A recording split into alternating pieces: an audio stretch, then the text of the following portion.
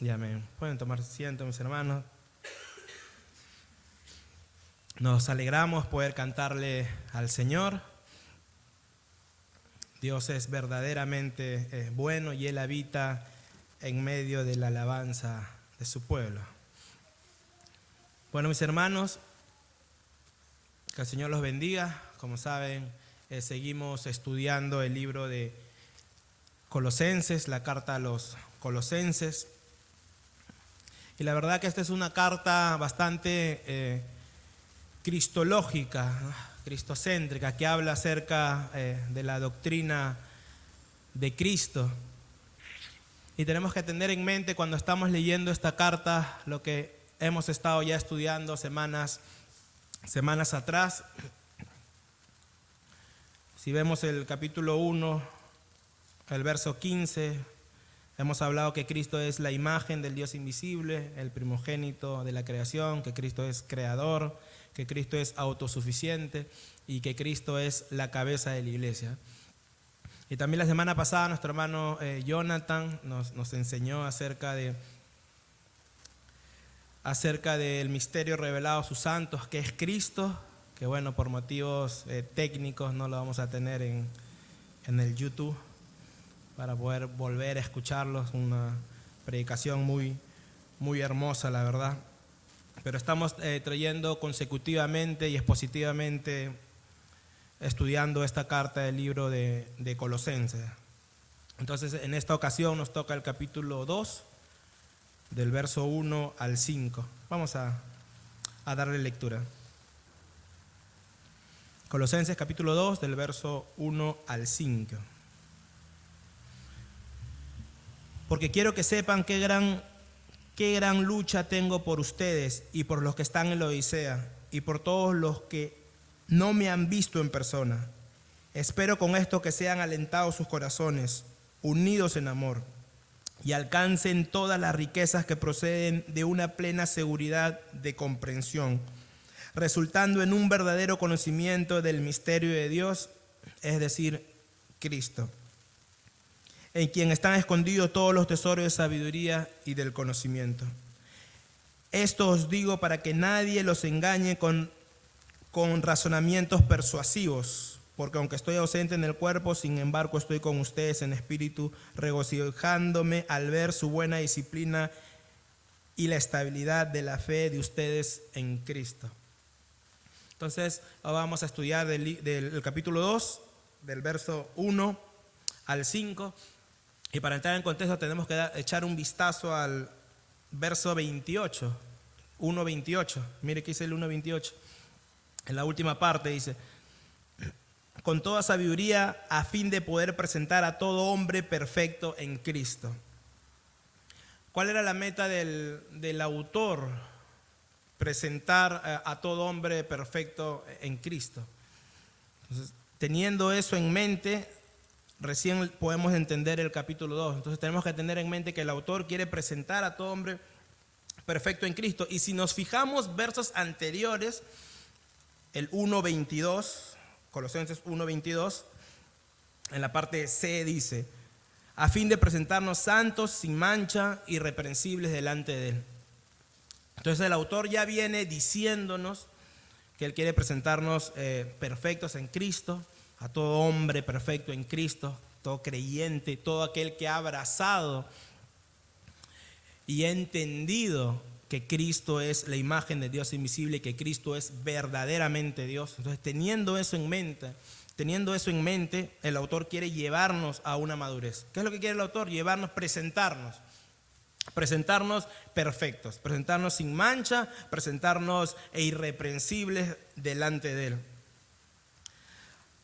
Dice, mire el libro de Efesios 4:13, dice, Efesios 4:13, hasta que todos lleguemos a la unidad de la fe y al pleno conocimiento del Hijo de Dios, a la condición de un hombre maduro, a la medida de estatura de la plenitud de Cristo. Entonces el autor quiere presentarnos como un hombre maduro, quiere llevarnos a la madurez. Y para llevarnos a la madurez tenemos que entender que Cristo es Dios, que Cristo es la imagen del Dios invisible, que Cristo es poderoso, que Cristo es autosuficiente. Y Él, teniendo ese entendimiento, quiere llevarnos a la madurez. Y ahora Pablo continúa en el capítulo 2, porque quiero que sepan qué gran lucha tengo por ustedes. Entonces Pablo quiere llevarnos a la madurez, pero a la vez también Pablo dice, no es que yo lo haya alcanzado, no es que yo lo haya alcanzado. Pablo no lo había, pero ¿qué hacía Pablo? Se esforzaba. Pablo se esforzaba por alcanzar esa madurez que el autor nos está presentando y nos va diciendo ya versículos anteriores, nos va diciendo que tenemos que llegar a ser hombres maduros. Nos está diciendo que tenemos que llegar a ser hombres sin mancha, irreprensibles, hombres perfectos para presentarnos delante de Él. Presentarnos delante de Cristo, que es la cabeza de la iglesia, y nosotros somos el cuerpo de Cristo y la novia de Cristo. Entonces nos presentamos delante de Él de la mejor forma, santos, sin manchas e irreprensibles. Que tenemos que llegar hasta la condición de un hombre maduro, hasta la estatura y plenitud de Cristo. Y esto lo vamos haciendo mientras vamos entendiendo las verdades de Cristo, de la obra, de la persona de Cristo, y vamos entendiendo el Evangelio de Dios. Entonces el capítulo 2, verso 1, el autor quiere que sepan qué gran lucha tiene Pablo, por ellos, por los colosenses. Una gran lucha que él ha venido ya sosteniendo ya. Y vemos versículos, capítulo 1, verso 9, retrocediendo un poquito. Dice, por esta razón no he cesado de orar. El verso 11 dice, rogamos por ustedes que sean fortalecidos. El verso 1:29 dice, también sigo trabajando, esforzándome. Y el 2:1, el que hemos leído, dice, qué gran lucha tengo por ustedes. Entonces Pablo les está diciendo a los colosenses, yo no he dejado de orar por ustedes. Yo ruego a Dios para que ustedes sean fortalecidos. Yo me estoy esforzándome, trabajando por ustedes. Y en el capítulo 2 dice, qué gran lucha yo sostengo por ustedes. Y esta palabra lucha viene del griego, de una palabra que es agón, que hoy lo usamos como agonía. Entonces Pablo está diciendo que él tenía una gran agonía. Una gran agonía por los colosenses, una gran lucha, una gran agonía, una agonía interna. No solamente Pablo oraba, no solamente Pablo rogaba, no solamente trabajaba Pablo esforzándose por los colosenses, sino que él tenía una gran lucha, una profunda agonía por la iglesia, una profunda agonía por los colosenses. Y esto es lo que Pablo también dice en 2 Corintios, cuando él menciona los sufrimientos de un apóstol. Él menciona varias cosas, dice, en naufragios, en peligros de mi ciudad, en peligros de la otra nación, en azotes, en cárceles. Pero también dice Pablo en 2 Corintios capítulo 11, en verso 28, dice, y sobre esto, la presión cotidiana por todas las iglesias. O sea, Pablo dice, tengo estas luchas, estos peligros que pasan sobre mí, pero también tengo la presión sobre todas las iglesias. O sea, Pablo tenía la presión, la agonía por las iglesias, porque estos hombres sean llevados a la madurez y no sean persuadidos por cualquier viento de doctrina o por cualquier sutileza de este mundo o por cualquier falsa enseñanza. Entonces Pablo sentía esa responsabilidad por todas las iglesias. Ahora, hermano, permítame aplicar aquí, aunque a veces se aplica al último, pero permítame, Pablo tenía la responsabilidad por todas las iglesias, sentía esa agonía, sentía ese peso por todas las iglesias. Ahora, nosotros como creyentes también tenemos que sentir el peso, pero no por todas, por una. Tu iglesia, esta iglesia, tu iglesia local. Tienes que sentir ese peso por la iglesia, por la obra del Señor. Pablo sentía el peso por todas las iglesias, por los hermanos crezcan. Él como apóstol sentía ese peso, y hasta sentía agonía, dice. Trabajaba, se esforzaba, oraba incesantemente, con esfuerzos, con vigilias, desvelos por la iglesia, por la iglesia y por la obra del Señor, porque él amaba a la iglesia. Nosotros tenemos que esforzarnos por una iglesia, hermano. Por nuestra iglesia local, en la iglesia donde Dios nos ha puesto para servirle al Señor. Ahí nosotros tenemos que esforzarnos y tenemos que sentir el peso de llevar la obra del Señor. Todos nosotros, todos los que amamos a Cristo, porque si amamos a Cristo, amamos también la iglesia. ¿Por qué se esforzaba Pablo? Porque Pablo amaba a Cristo y había entendido quién era Cristo. por consecuencia amaba a la iglesia, porque es la novia de Cristo. Y como él bien lo dice, Cristo es la cabeza y la iglesia es el cuerpo. Entonces Pablo amaba a la iglesia, por esa razón él se esforzaba por la iglesia. Por esa razón él sentía el peso, por esa razón él sentía esta agonía. Quiero que sepan ustedes, colosenses, la agonía tan grande que yo tengo por ustedes, porque los amo, porque he entendido que el Señor compró a la iglesia no con un precio barato, sino con precio de sangre compró el Señor. Por tanto amo la iglesia y me esfuerzo por la iglesia. Por eso hoy nosotros tenemos que esforzarnos por nuestra iglesia, hermano. Sentir el peso de la obra, no solamente los líderes, sino todos nosotros, para que esta obra salga adelante y siga creciendo como creemos que lo va a hacer. Entonces Pablo dice, porque quiero que sepan qué gran lucha tengo por ustedes y por todos los que están en la Odisea. Ahora, recordemos que Pablo estaba en prisión. Pablo estaba en prisión. Y en vez de él pensar en sus aflicciones, él ponía el peso de la iglesia por encima de sus propias aflicciones. Él estaba en la cárcel, él pudo haber dicho cualquier otra cosa, o haber pedido ayuda, pero no, Pablo decía, yo estoy preocupado por ustedes, y de una manera muy grande, y de una manera verdadera, y de una manera hasta la agonía. Y esta palabra también agonía lo usaban para referirse a un atleta que se había esforzado de tal forma que ya no tenía fuerzas ya. Hasta sus últimas fuerzas, hasta su último sudor se había esforzado este atleta para llegar a una meta. Y Pablo también dice, nosotros corremos, pero no para una corona corruptible, sino nosotros corremos para cazar una corona incorruptible. Y eso es Cristo, estar con Cristo. Pablo se esforzaba de tal forma, hermano, para llegar a una meta y para llevar a la iglesia a la madurez, porque Pablo amaba a la iglesia. ¿Por qué? Porque Pablo amaba a Cristo y había entendido quién es Cristo y quién es la persona de Cristo. Ahora, hay una particularidad. Pablo no conocía a los colosenses.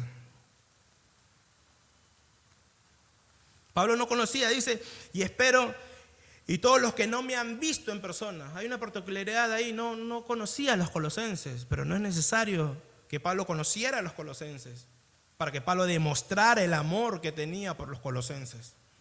Desde el momento que Pablo se entera y le llegan noticias de la iglesia que estaba creciendo en Colosas a través de Epafras, Pablo se pone esta obra encima en sus hombros y él tiene una gran lucha por ellos. Y aunque no los conocía, Pablo les enviaba en carta diciendo, yo tengo una gran lucha por ustedes.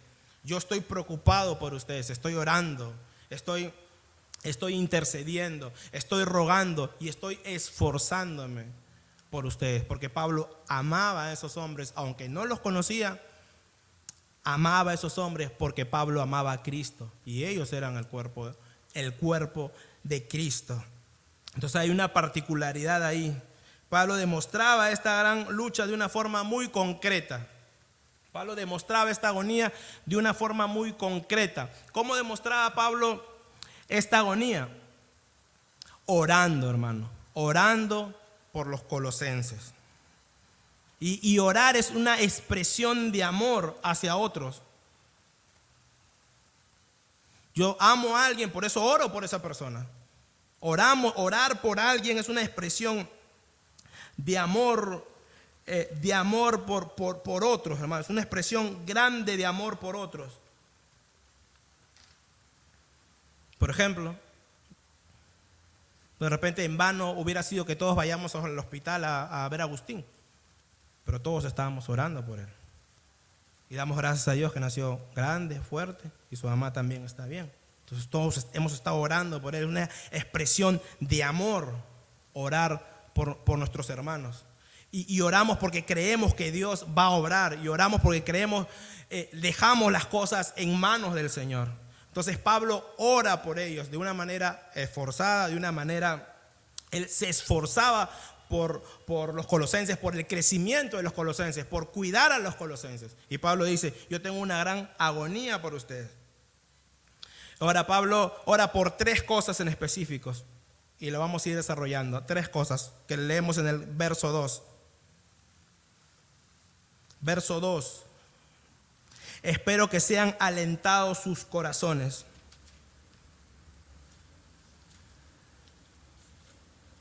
Dice el verso 2, espero que sean alentados sus corazones. Y le puse un subtítulo a esa parte del texto. Y le puse corazones fuertes. Espero que sean alentados o que sean consolados sus corazones. Y cuando habla ahí de corazones, habla del hombre interior, de la persona interior. Pablo quería que los colosenses tengan corazones fuertes, no corazones que titubeen, no corazones que desfallezcan, no corazones que a la primera presión, hermano, salgan huyendo, salgan corriendo, no, sino corazones verdaderamente fuertes en el Señor. Que el hombre interior sea fuerte. El hombre interior es donde están las emociones, los pensamientos, los sentimientos, la voluntad. El hombre interior es como realmente nosotros somos.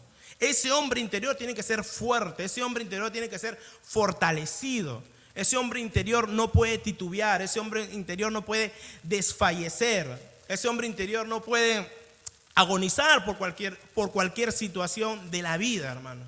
A veces nos pasan situaciones de la vida, pero nuestro hombre interior tiene que ser un hombre fuerte, cimentado y arraigado en Cristo. Pablo quería que el hombre interior, porque la meta de Pablo era llevarlos a la madurez, el hombre interior de los colosenses sean fuertes, tengan un corazón fuerte. Mira el que dice Efesios capítulo 3, verso 14.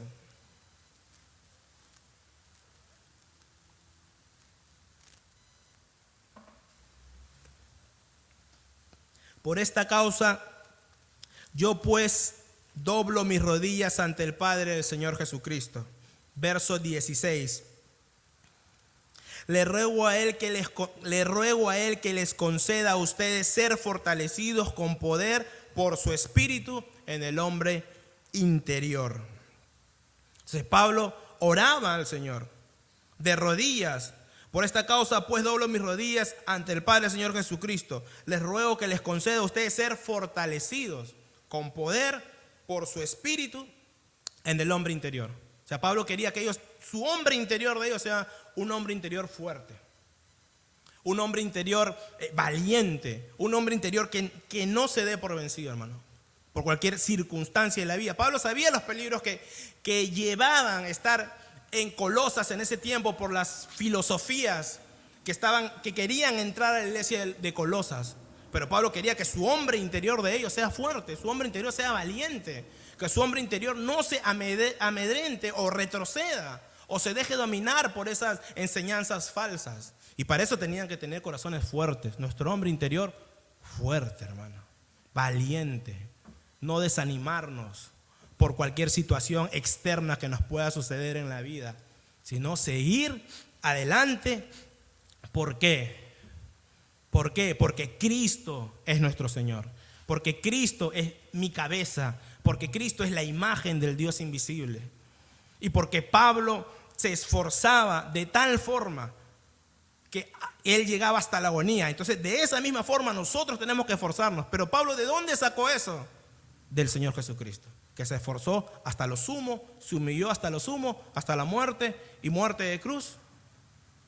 Él se esforzó, no se desalentó, sino que él seguía, hermano, a pesar de cualquier circunstancia. Mira que dice el libro de Hebreos, capítulo 12, verso 3. ¿De dónde sacaba Pablo esto?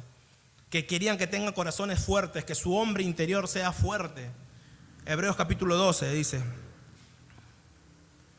considerad aquel que soportó tal hostilidad de pecadores contra él mismo, para que no se cansen ni desmayen su corazón. Pablo está hablando de Cristo. Considerad aquel, Cristo, que soportó tal hostilidad de pecadores contra él mismo. Todo lo que puede pasar un hombre en esta vida, la pasó Cristo y multiplicado por 100 veces. Él llevó el peso del pecado. Las tentaciones que nosotros desfallecemos en medio de la tentación, Cristo las soportó. O sea, Él es aquel que te puede dar la salida porque Él soportó y pasó la tentación. Considerad aquel que soportó tal hostilidad de pecadores contra Él mismo. Cristo soportó tal hostilidad.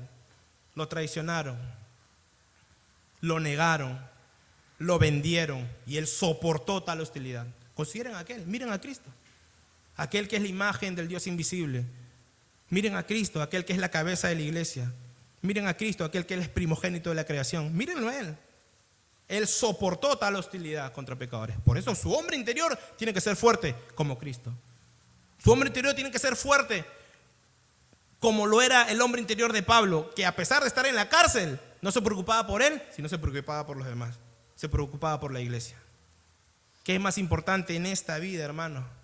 Sino que la obra y la iglesia de Cristo. No hay nada más importante en esta vida. Por tanto, no nos desanimemos. Venga lo que venga, pase lo que pase, mira a Cristo. Recuerda, considera aquel que soportó la prueba, aquel que soportó la lucha, aquel que llevó la carga de mi pecado y mi culpa y la clavó en la cruz. Considera aquel, dice Pablo, soporta, hombre interior fuerte, corazones fuertes. Cuando estés pasando alguna lucha, cuando estés pasando algún problema de esta vida, recuerda que tienes que tener un corazón fuerte. Recuerda aquel que soportó tal contradicción de pecadores para que no te canses ni desmaye tu corazón. Y en la Reina Valera dice, para que no te canses hasta desmayar. Considera aquel que soportó para que no te canses hasta desmayar. No desmayes, mi hermano. Considera aquel que soportó. Considera a Cristo, tu Señor y mi Señor. Y tengamos corazones fuertes. Pablo oraba, rogaba, suplicaba al Señor para que esos hermanos lleguen a la madurez, para presentarlo a Cristo como hombres perfectos, santos, sin mancha y hombres irreprensibles. Y tenían que llegar a la madurez, primera cosa, teniendo un corazón fuerte. Porque si tienes un corazón fuerte, van a venir circunstancias, van a venir problemas, van a venir situaciones, pero tú vas a permanecer firme en Cristo Jesús, Señor nuestro. Así que sigue peleando, hermanos, no te desanimes, que no se desaliente tu corazón, porque Cristo te ama, hermano. Me acuerdo que vi una película en una ocasión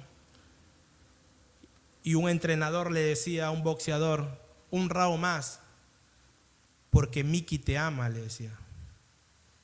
No sé si encontraron la referencia, ¿no? Creo que no encontraron la referencia. Por Rocky, ahí está el hermano Jonathan, le debo un chocolate, pero él también me debe uno, así que estamos en empate. Ahí quedó.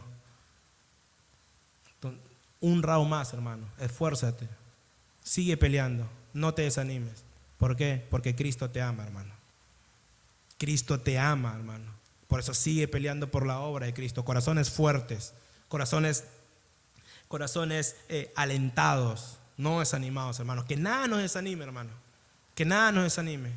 A veces pasan circunstancias de la vida, pero aliéntate, hermano, que aliente tu corazón. Considera a Cristo, aquel que soportó, para que no desmayes, sino al contrario, te goces en que esta obra es de Cristo. Nos gozamos en el Señor. La segunda cosa de la que Pablo oraba está también en el verso 2. Espero que con esto sean alentados sus corazones y unidos en amor. Verso 2. Unidos en amor. El vínculo de la iglesia debe ser el amor, el vínculo, lo que nos une a nosotros, por el motivo por el cual nos reunimos. Tiene que ser el amor, la característica principal de la iglesia, el sello distintivo de la iglesia y del cristiano tiene que ser el amor. Unidos en amor, debemos estar unidos como hermanos en amor. ¿Por qué? Porque Cristo nos amó. Juan capítulo 13, verso 34. Si no hay amor, hermano, es imposible que seamos iglesia. Una iglesia tiene que tener amor, tiene que estar unidos en amor, vinculados en amor. Si no hay amor, no somos iglesia. Tiene que haber amor para que seamos iglesia. La iglesia tiene que ser el lugar donde se manifiesta más el amor de Dios. ¿Por qué? Porque el amor de Dios ha sido derramado en nuestros corazones a través del Espíritu Santo. Juan capítulo 13, verso 34. Un mandamiento nuevo les doy, que se amen los unos a los otros, como yo os he amado, que también se amen los unos a los otros. Un mandamiento nuevo, dice el Señor. Ahora, nuevo en el sentido de que no había sido escuchado esta frase, no lo era. Porque ya se había escuchado esta frase, viene del Antiguo Testamento. Pero ¿por qué dice un mandamiento nuevo los doy? En lo sentido práctico, en el sentido como yo os he amado. Ámense ustedes, ámense los unos a los otros, como yo os he amado, como yo les he enseñado, como han visto de mí, como yo he demostrado el amor. Así, de esa forma, en sentido práctico, Cristo le está diciendo: un mandamiento nuevo les doy, ámense, porque yo os amé primero. Y como yo os enseñé, como yo les di el ejemplo de amarlo, así la iglesia tiene que estar unida en amor, tiene que crecer en amor. El amor tiene que ser el distintivo principal en la iglesia. Tiene que ser algo que fluye por la iglesia, una iglesia bien cimentada, hermano, bien cimentada. Los tubos en el cual tendría que pasar el agua tendría que ser el amor, la sangre, las venas. Tiene que ser el amor. Unidos, tenemos que estar unidos en amor. Y Pablo quiere llevarlos a la madurez, diciéndole uno, que tengan corazones fuertes, y diciéndole dos, que sean unidos en amor. Mira que dice el mismo libro de Juan capítulo 13, pero el 35. Juan 13, verso 35. En esto conocerán que son mis discípulos, si tienen amor los unos por los otros. O sea, si somos discípulos del Señor, si la gente tiene que ver una característica de la iglesia, es el amor. Y si somos discípulos del Señor, tenemos que amarnos. Si no nos amamos, no somos discípulos. Y si nos amamos, somos discípulos del Señor. Un mandamiento nuevo los doy, que nos amen como yo he amado. Y si son mis discípulos, tienen que amarse. La iglesia tiene que tener definitivamente como señal distintiva el amor. Efesios capítulo 4, 15 y 16. Lo voy a leer. Más bien, al hablar la verdad en amor, crezcamos en todos los aspectos en aquel que es la cabeza, que es Cristo, en quien todo el cuerpo está bien ajustado y unidos por la cohesión de las coyunturas, provee conforme al funcionamiento adecuado de cada miembro, produce el crecimiento del cuerpo para su propia edificación en amor. O sea, el cuerpo va creciendo, el cuerpo de Cristo, la iglesia de Cristo va creciendo en amor, unidos en amor, crecemos en el amor, caminamos en el amor, porque Cristo nos amó a nosotros primero. Y por eso Pablo, viendo ese ejemplo de Cristo, Pablo amaba a la iglesia. También en Efesios dice: arraigados y cimentados en amor. Arraigados y cimentados en amor. Tiene que ser parte de la iglesia el amor. Corazones fuertes y unidos en amor. Yo escuché un testimonio una vez de un hermano, de mi pastor, el segundo pastor que tuve, que él, cuando llega a la iglesia, cuando recién lo invitan a la iglesia, él dice que él se asombra de cómo lo recibieron. Se asombra porque él sintió el amor de los hermanos. Y después de eso él se quedó en la iglesia. La iglesia tiene que ser un lugar donde el amor sea manifestado, el amor de Dios sea manifestado. ¿Por qué? Porque ese amor está en nuestros corazones. Y ese amor tiene que ser la característica distintiva de la iglesia. Unidos en amor, crecemos en amor, cimentados en amor, arraigados en amor. El amor de Dios tiene que estar por nuestros poros. El amor de Dios tiene que notarse. Y en sentido práctico también. El sentido de cubrir las necesidades de nuestros hermanos, de preocuparnos por nuestros hermanos. Si nuestro hermano tiene frío, pues lo abrigo. Si nuestro hermano necesita algo, pues intento en lo posible ayudar. En sentido práctico también, no solamente en sentido abstracto, sino también en lo práctico. Como yo os he amado, yo les he demostrado, les he enseñado el amor. Así ustedes tienen que caminar también en amor. Punto 2. Unidos en amor. Punto 1, un corazón fuerte. Punto 2, unidos en amor. Punto 3, un verdadero entendimiento de Cristo. Verso 2 en la última parte. Unidos en amor, alcancen todas las riquezas que proceden de una plena seguridad de comprensión, resultando en un verdadero conocimiento del misterio de Dios, es decir, Cristo, en quien están escondidos todos los tesoros de la sabiduría y del conocimiento. Si nos damos cuenta, en estos versículos mencionan comprensión, conocimiento, sabiduría y conocimiento. En estos dos versículos mencionan la palabra conocimiento, que Pablo quería que estos hombres sean presentados a Cristo maduros, pero para eso tienen que tener un verdadero entendimiento de Cristo, de la persona de Cristo. Pablo nos muestra la necesidad que tiene la iglesia por un profundo conocimiento de la persona y la obra de Cristo. Pablo nos enseña que la iglesia tiene que conocer a Cristo, tiene que conocer la obra de Cristo, tiene que entender las doctrinas de Cristo, tiene que conocer la obra y la pasión y por qué Cristo, hermano, obró en la forma que obró en esta tierra. Entonces la iglesia tiene que conocer, hermano, tiene que tener un profundo estudio sistemático de las Escrituras y de la persona de Cristo. Tiene que tener el conocimiento, tiene que llegar a la comprensión y al entendimiento acerca de la persona de Cristo. Y lo vemos que Pablo nos ha ido enseñando en capítulos anteriores, que Él es la cabeza de la iglesia, que Cristo es la imagen del Dios invisible. Entonces vemos que Pablo está interesado en que la iglesia aprenda acerca de la persona de Cristo. 1 Timoteo capítulo 3, verso 16. Indiscutiblemente grande es el misterio de la piedad.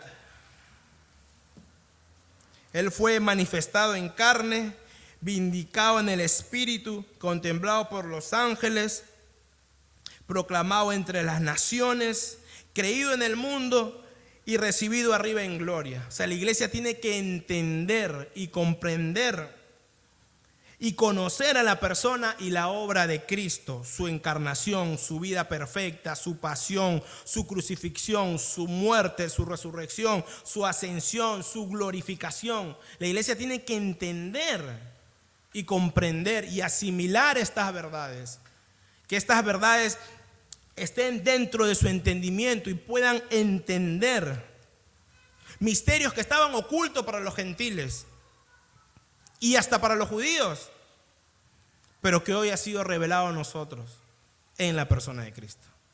Lo más importante para la iglesia, hermano, es que tenga un entendimiento fuerte y maduro de las Escrituras y de la obra y de la persona de Cristo. Y eso solamente se va a lograr con un estudio constante y sistemático de las Escrituras. No podemos estar alejados de las Escrituras para ser hombres perfectos, para caminar de tal forma que lleguemos al conocimiento y a la estatura y a la plenitud de Cristo. Las Escrituras tienen que ser nuestro pan diario de cada día. Un estudio a conciencia de las Escrituras. Un tiempo que pasemos con Dios y con las Escrituras. Y no solamente un conocimiento de información, sino que podamos entender y comprender y conocer a Cristo. No solamente de información, porque sé, sino que entendamos la obra de Cristo y de esa forma conozcamos a Cristo.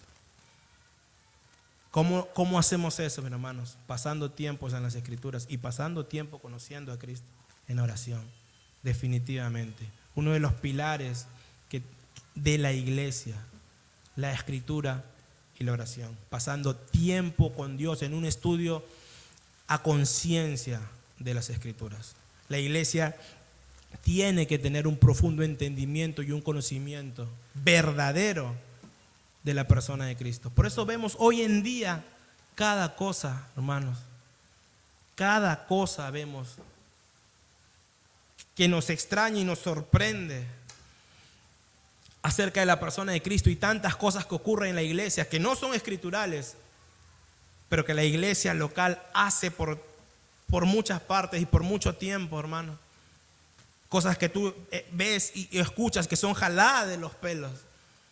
Pero claro, como no tienen un entendimiento y un conocimiento de la obra de Cristo y de la persona de Cristo, pues se debían a esas herejías y se debían a esas falsas enseñanzas. Y eso es lo que Pablo no quería que suceda con los colosenses, porque el gnosticismo quería meterse en la iglesia de Colosas, pero Pablo quería, 1, que tengan corazones fuertes, 2, que sean unidos en amor, y 3, que tengan un verdadero entendimiento de la persona de Cristo, un verdadero conocimiento de la persona de Cristo.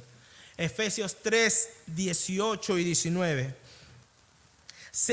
Ustedes sean capaces de comprender con todos los santos cuál es la anchura, la longitud, la altura y la profundidad, y conocer el amor de Cristo, que es sobre todo el conocimiento. Comprender y conocer. Que ustedes sean capaces de comprender y de conocer el amor de Cristo. La altura, la profundidad, la anchura de la persona y de la obra de Cristo. Sean capaces. Que nadie nos engañe, porque entendemos y comprendemos la verdad, entendemos y comprendemos la obra de Cristo. Por eso no somos llevados por cualquier viento de doctrina, o no somos engañados, porque conocemos a Cristo. Y si conocemos a Cristo, estamos arraigados y cimentados en la roca que es Cristo Jesús. Y Pablo quería que los colosenses sean unos hombres maduros, y para eso tenían que tener un verdadero entendimiento de las Escrituras. Comprender, ser capaces de comprender las Escrituras, estudiando de forma sistemática y pasando tiempo a solas en oración. Estudiando, hermano, de una forma sistemática. Ahí en la casa, hermano, un pequeño espacio, ahí donde están ahí mis libros y esto. A veces me encierro ahí, me pongo a estudiar y a orar, a estar con el Señor, hermano. Porque entiendo que tengo que aprender, entiendo que tengo que comprender y conocer a la persona de Cristo. Y esa es nuestra responsabilidad como discípulos, como hijos y como miembros de la iglesia del Señor. Tener un verdadero entendimiento de Cristo. Y esto va ligado, hermano, a lo anterior. Si tienes un verdadero entendimiento de la obra y de la persona de Cristo, vas a tener un corazón fuerte. Vas a ver que Cristo es la prioridad en tu vida, que lo espiritual es la prioridad en tu vida y no lo terrenal. Entonces tienes un entendimiento de la persona de Cristo, va ligado. Si tienes un entendimiento de la persona de Cristo, va ligado con lo segundo. Tienes un corazón amoroso que ama a tu hermano. Así te hagan mal, amas a tu hermano y amas aún hasta a tus enemigos, porque eso nos enseña la obra y la vida de Cristo, hermano. Ahora, ¿para qué todo esto? ¿Para qué tener un corazón fuerte? ¿Para qué estar unidos en amor? ¿Para qué tener un verdadero conocimiento y entendimiento de la persona de Cristo? Verso 4.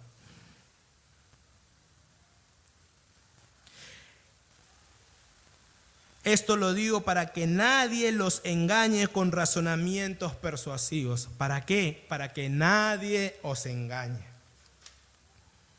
Para que nadie os engañe, ustedes tienen que tener un verdadero entendimiento de la persona de Cristo. Para que no vengan una falsa enseñanza, toque a tu puerta, tú le abras la puerta, te digan que son testigos y tú te vayas. No, hermano, porque tienes un conocimiento de la persona de Cristo. Un verdadero entendimiento de la persona de Cristo. Al contrario, lo traes para el cristianismo. Tienes un verdadero entendimiento. Y hay tantas cosas, hermano, tantas herejías que suceden hoy en día. En estos días vi un video de una señora que dijo que Dios le había dicho que se divorcie, y después que le dijo que se divorcie, ahora le ha dicho que se case nuevamente. Y todavía dice que tiene el video grabado que el profeta se le acercó y le dijo esto. Y si alguien quiere verlos, los enseño todavía. Le enseño todavía, dice. Y para decirle con nombre y apellido, este video es de una mujer, Ana Maldonado, que Dios le dijo que se divorcie y ahora le dijo que se vuelva a casar con otro. Definitivamente incorrecto lo que está haciendo. Fuera de la escritura, definitivamente. Ya no estamos en el tiempo así, dice el Señor. Llegó Cristo y ese tiempo se abolió. Hoy estamos en el tiempo escrito está. Hoy escrito está, escrito está. El Señor dijo, escrito está. Y los apóstoles siguieron, escrito está, mencionando lo que dijo Cristo y mencionando el Antiguo Testamento. Escrito está, hermano. Hoy estamos en ese tiempo escrito. ¿Para qué? Para que nadie nos engañe. Resistir contra el engaño. Un creyente maduro resiste contra el engaño. Ciertamente el engaño está rondando, las sutilezas de este mundo están rondando, las falsas enseñanzas están rondando, las herejías están rondando. Ahora, ¿cómo un creyente sigue firme? Cuando tiene un verdadero conocimiento de la persona de Cristo y ha entendido las Escrituras. Cuando está unido en amor en el contexto de una iglesia local. Porque para estar unido en amor tengo que estar en una iglesia local. Y en esa iglesia local, si es una verdadera iglesia de Cristo, te van a enseñar la palabra fielmente, pegado a las Escrituras. Como está que se enseña hoy. Pegado a las Escrituras, fielmente, hermano.